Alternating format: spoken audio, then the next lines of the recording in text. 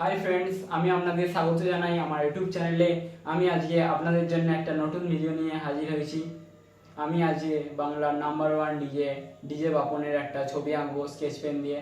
ভিডিওটা আপনাদের কেমন লাগলো কমেন্ট করে জানাবেন। ভালো লাগলে লাইক শেয়ার করবেন, আর যারা আমার চ্যানেলে প্রথম তারা সাবস্ক্রাইব করে বেল আইকনটা প্রেস করে দেবেন।